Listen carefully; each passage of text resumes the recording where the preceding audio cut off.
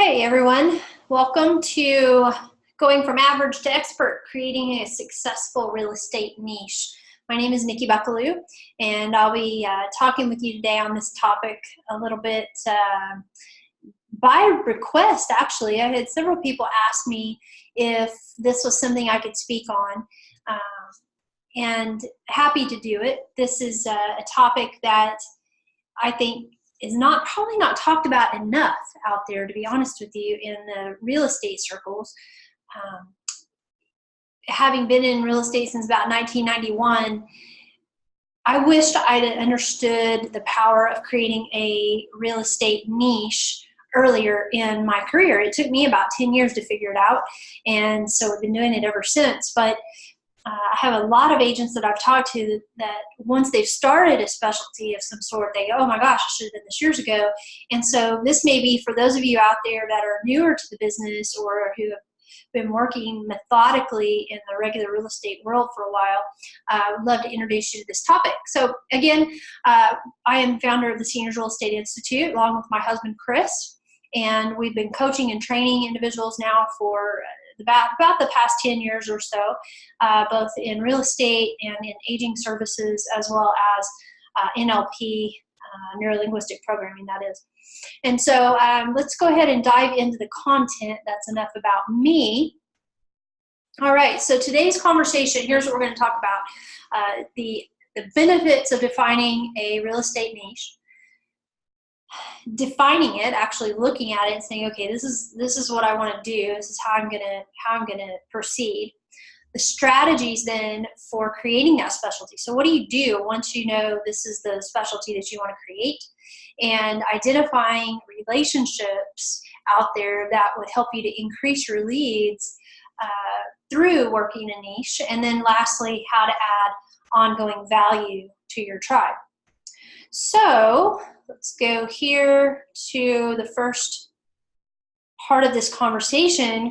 We got to go backwards a little bit to go forward and remember how real estate used to work, right? So real estate used to work where an agent knew their local market really well. And this was largely due to the fact we didn't have the internet, right? So you had to know pretty much everything you could figure out about houses and where they were situated, like the school system and like where would someone go to religious services, where would they go to get groceries, where are the local parks, all of those things. None of that was on maps, right? None of that. You couldn't talk to your phone and find that information out early on.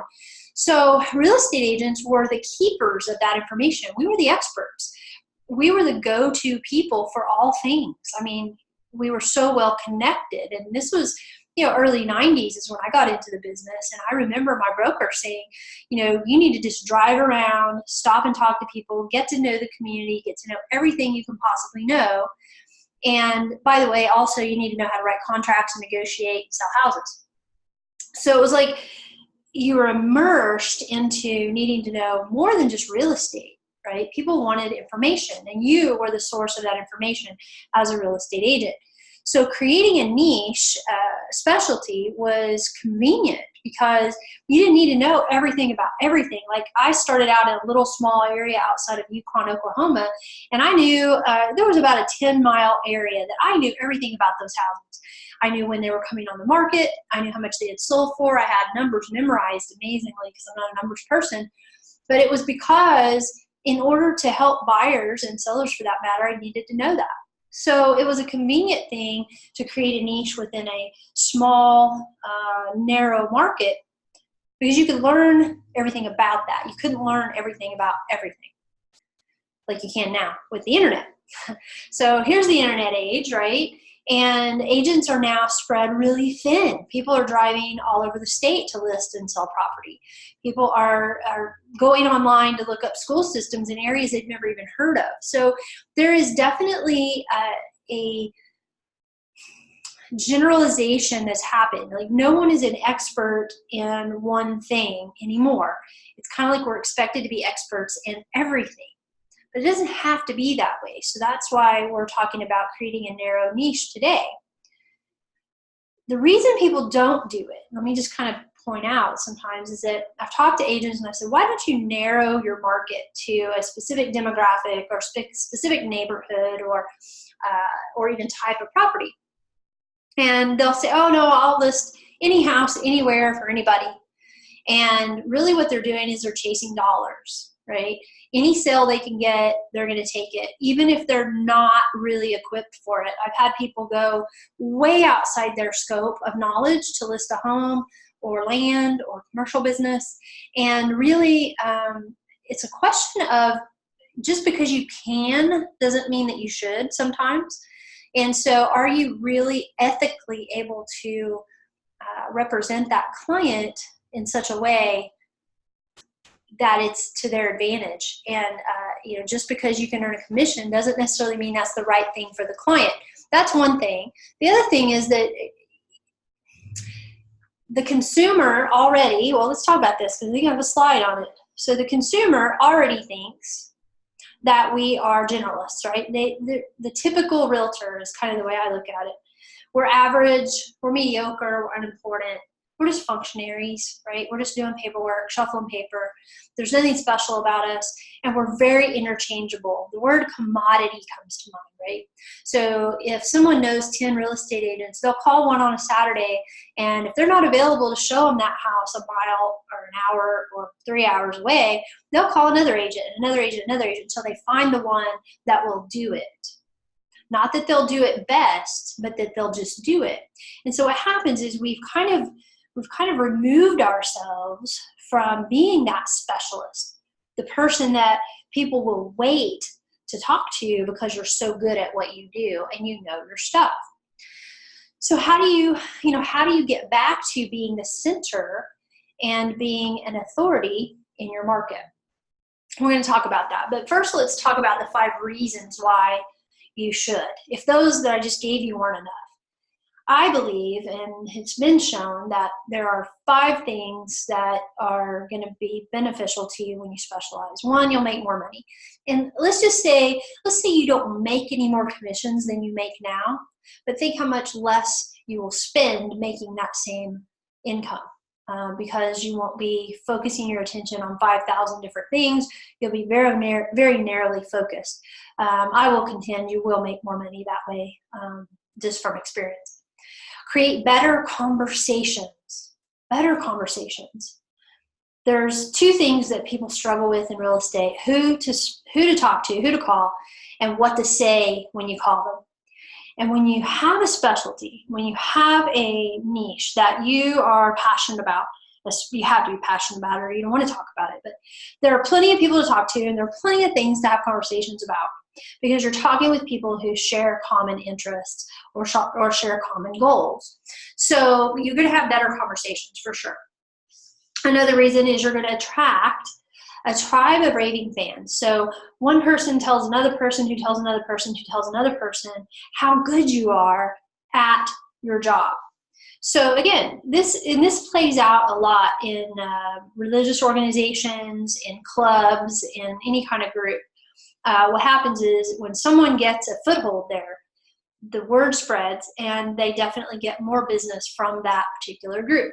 So all we're doing is we're expanding that out into a little bit larger audience than just one club or one group. We're talking more of a little bit larger, but still narrowly focused. You become the authority, right? When you become the authority, then guess what? Number 1, you can charge more. It's not all about money for me. Definitely not more about money. But here's the thing: when you become the authority, you really don't have to negotiate your commissions anymore, right? When you're the one. So think about it. When you go to a specialist for medical, right? You know that you're going to pay more, or your insurance is going to pay more for the doctor who is the renowned expert in the field. You know that you're going to pay more money for someone who is better at something than another person. Real estate agents historically are all making the same amount of money regardless of their level of experience or their level of knowledge. And so the question is, are you negotiating your commissions regularly? Are you being asked to reduce your fee? When you're the authority, you will do that less, if ever. And then the last one is love your life again. You know, I got really bored with real estate. That happens for me pretty often. When I start something, I get really bored with it.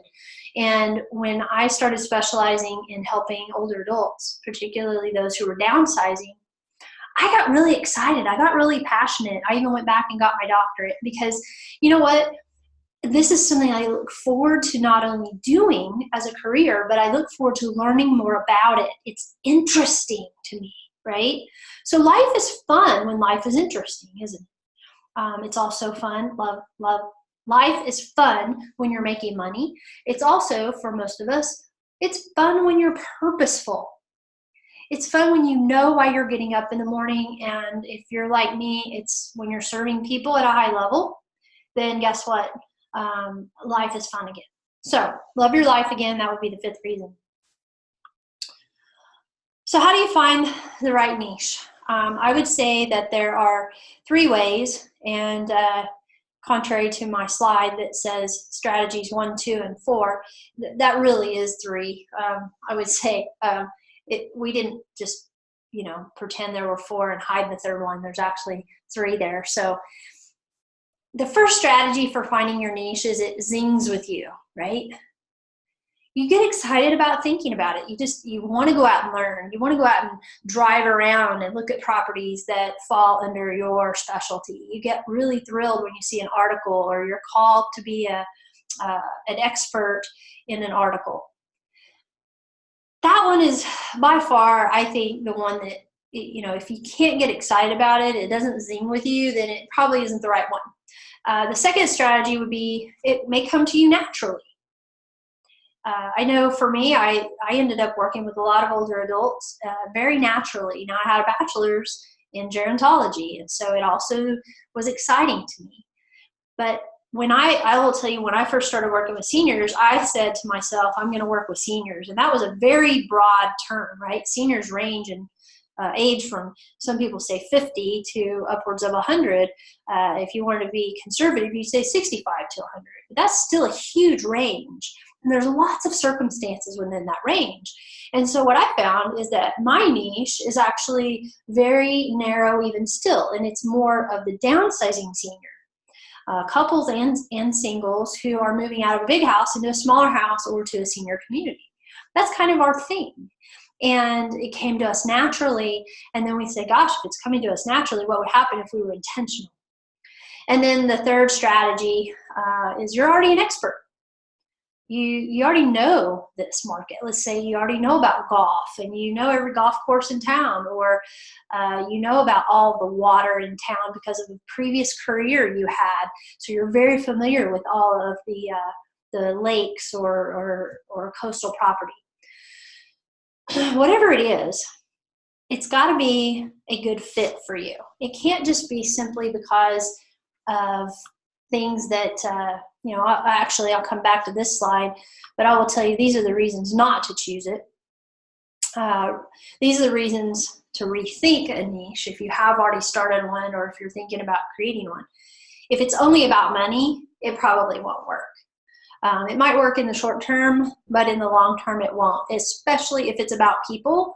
Now, if it's about just property, maybe, but I will tell you, even real estate that's just about property, you're still working with people, right? So I have people who call us about our seniors courses, and they'll say, well, you know, the senior generation is huge. It's just getting bigger. There's a lot of money to be made. Yes, you're right. There's a lot of money to be made, but if that's why you're doing it, then it's probably not going to work, frankly. I'll be honest with you. The other reason to not do it is your friend is doing it. So your friend says, hey, I'm going to go specialize in historic homes. And they're so excited and they love historic homes, and you are not excited. You don't like the way the steps creak. You don't like the fact that they're hardly ever level. You know, there are just certain things about historic properties you can't wrap your head around. It's probably not the right niche for you. And then the last reason to not choose a specific niche would be your ego. If you think luxury properties are going to make you a whole lot of money and make you look good, And so you go out and buy an expensive car and you upgrade to an expensive house and you join every country club in town. If it's all about status or image or ego, it's probably not going to work. It really needs to be a natural fit. And you can't, as they say, put a square peg in a round hole. So just think about those things when you're making up your mind about which niche you want to choose. All right, so I'm going to go back to the slide I just skipped over. And we're going to talk about, sorry about that, some of the different options out there. So in the report that we have that you can download, these are all listed out as well, but we'll just talk about them in brief here. Sometimes it's a boundary thing. So you go, okay, so I'm gonna focus on a geographic boundary. It's defined by a map. And maybe it's a neighborhood, it's a city, it's a county, it's a district, it's a school system, something like that, geographic boundary. It could be hobbies. Could be that it's you have common interests with other people, like golfing, or maybe you're a horse enthusiast or an art collector, a wine connoisseur. Any kind of hobby is it's a great place to start, right? Scuba, it doesn't matter what the hobby is. If you enjoy it, chances are you're going to enjoy it with other people, and then that becomes something that you have in common. Then you start to work on being the expert for that particular hobby as it relates to real estate. So property types, definitely very common. This is what probably most people will say they specialize in. So, condos, acreages, historic, modern, multi-use, fixer-uppers, golf course view, waterfront, etc. You can't go wrong with that. But what happens is people say, well, I'm just going to focus on all of the property types. Well, that's fine. That doesn't make you a specialist in any of them.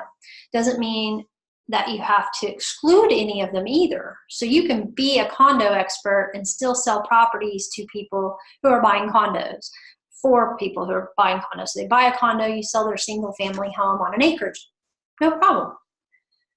But you got the client because you're a specialist in condos. Okay. Demographics. These are people types. So this is where I went. I chose to go with the older adult client, but really it's also about longevity. They've lived in the home a long time, or they're moving to a specific type of home.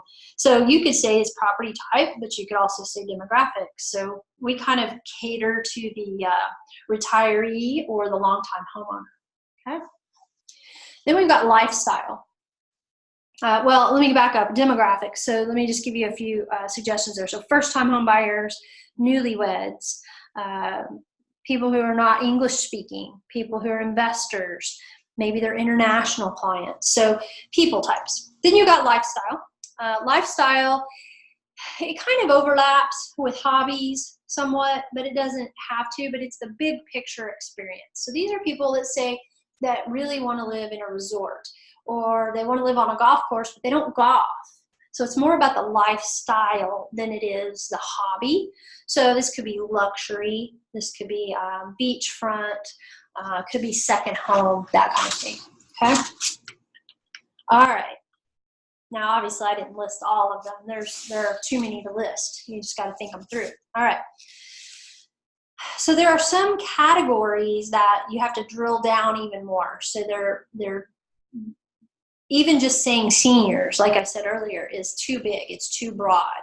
You need to narrow it down. Is there a particular segment of seniors or a type of move that they're making? In our case, like I said, they're moving into a smaller, more manageable house, typically out of a home they've lived in a long time, or that's too large for them. Okay. Commercial property is another one. People that say I'm a commercial specialist, well, what kind of commercial? Retail, office buildings, mixed use, what kind of commercial? Acreage would be the other, do you specialize in land, in ranches, in agricultural? What kind of land or acreage do you specialize in? So really choose let me just say this, you don't have to narrow it immediately, right? Like we chose seniors and then realized that we had a segment of seniors that we really enjoyed and gravitated toward us.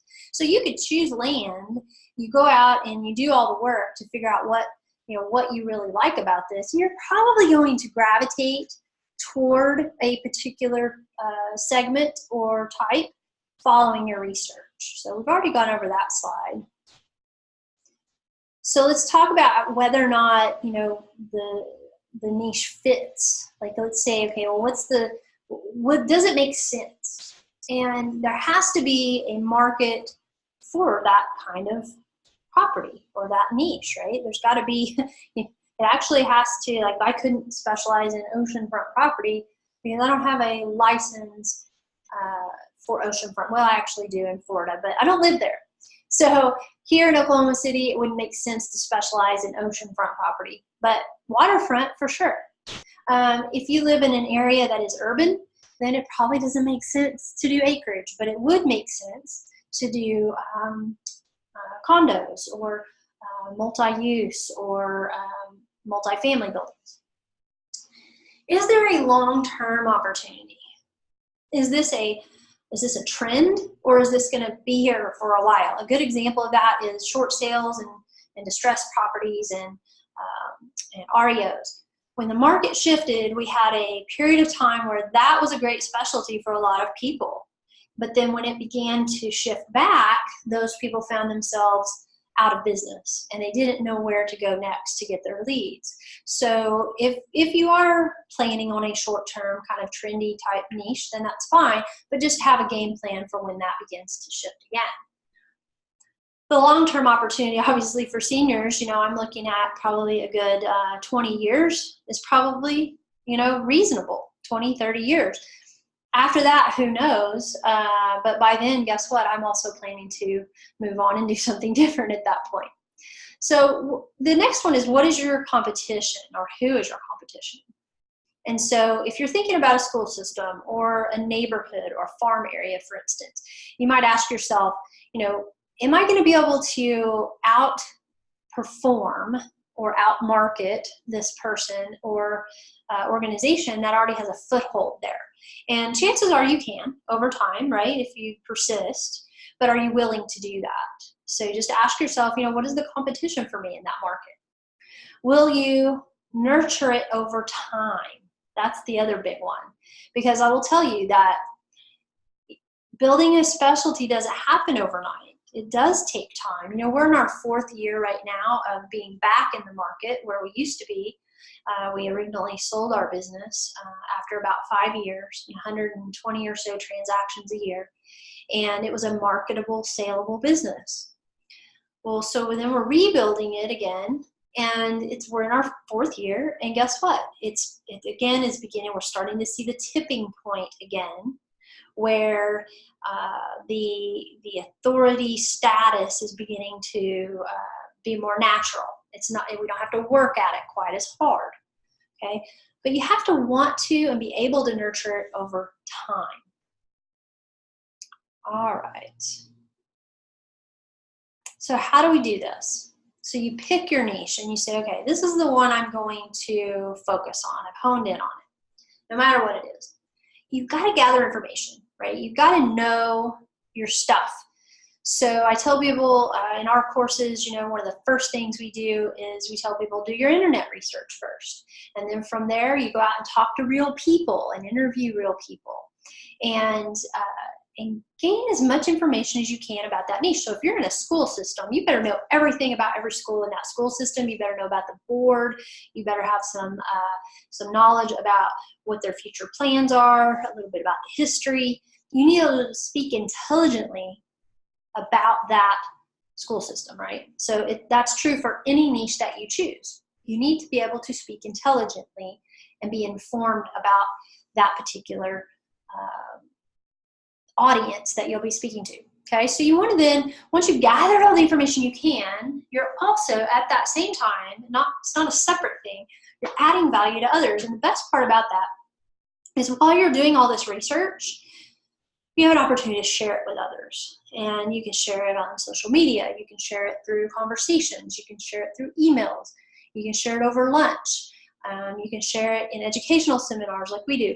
But the goal is to add value to others in that niche, right? So I'll go back to school system just because it's easy to conceptualize.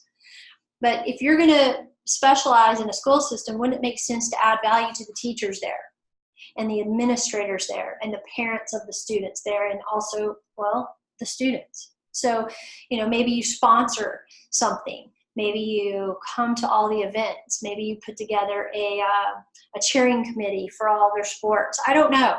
But you add value to others who are also engaged in that particular market. While you're doing that, what you're doing is you're building your brand. You're building your brand. And it's not just about marketing. It used to be. I've been reading a lot lately about marketing and branding and how they've changed and evolved over time. And what we're seeing is that this is not a marketing world anymore. There are these books and ads and magazines, and I see these ads, and I'm thinking, maybe once you already have a brand like Coca-Cola or Apple or something like that, you can just stick your logo up there and people know who you are, and all you're doing is reminding them about you. But when you're building a niche, you've actually got to build it by getting people to connect with your brand. And you can't just do that through marketing. Unless you have more money than I do, and you want to just drop thousands of dollars on branding and marketing, you're going to need to do that creatively, right? And there are numerous ways to do that, but adding value to others is the biggest way. As you're building your brand, you're living your brand. And I think what's interesting about that is I had a guy, he came to a networking meeting that I went to years back, and I was in Florida, and he came to a networking meeting, and it was a senior related networking meeting, people who work with older adults. And he said, hi, my name is whatever his name was, and I work with seniors, and I serve seniors with care and compassion. And before he sat down, he went on to say, and if you're looking for a short sale or beachfront property all the way up the coast to this county, I can help you out. And instead of living his brand, instead of really embracing the brand that he was there to represent, he tried to be all things to all people. And that just confuses people. So pick your brand, live your brand. And then the last one, give, give, give. The law of reciprocity is what I'm talking about here. And John Maxwell talks about this the best in some of his leadership books, and that is that when you give freely to other people, they often want to give in return, right? And we see this in our seminar series every month with 200-300 people that come, and they say, Nikki, I'm not ready to do anything right now, but we so appreciate what you're doing for us and the community. And should we ever decide to sell our home, you'll be the one we call. And that's a genuine, sincere gesture. And we don't lead generate, we don't market to them. We just do this seminar series from a place of contribution and giving. And if they do business with us, all the better. I mean, that's just like icing on the cake for us. But when you give within your niche, you become known as a giver, right? You become known as somebody that people can count on, and that you're part of something. And so don't forget to give. Don't just ask, right? And certainly don't just take. All right, so I want to just kind of wrap it up, and then I'll turn off the recording and take some questions. As you're thinking about your niche, I think that it's important to remember that you can change at any time, right? You can change at any time. You can do anything different that you want. But here's the number one thing that I hear from people, the number one objection that I get from people. So before somebody asks this question, I'll just go ahead and answer it, and then we'll take questions after I turn off the recording. But the number one thing I get is, Nikki, if I specialize in this, let's say acreage, or let's say historic homes or first-time buyers, what about everybody else? And, my response to that is serve everybody, right? The people who come to you, serve them. Don't turn them away. Just know that your focus, your ideal client, the people you are seeking, have a very common, you have a very common goal, your niche. So, okay, as an example, I have older adults as my niche, but tomorrow we're closing on a house for a first-time home buyer. We met through a different avenue. We just know them personally, and they said, hey, can we work with you to buy a house? Of course, right? Frequently, we sell homes for older adults whose children later call us, or grandchildren, and ask if we can help them. So you're not going to turn away other business. It's just that you're very focused on who your ideal client is. And that makes it a whole lot easier to go out and market yourself. So yeah, so you're not going to turn away other business. Let me just be really clear about that. You just know who your target audience is. So while you're compiling your questions and getting those ready, I'm going to go ahead and turn off the recording, because not everybody likes to be recorded, and then we'll go forward from there. So thanks, guys, for being here.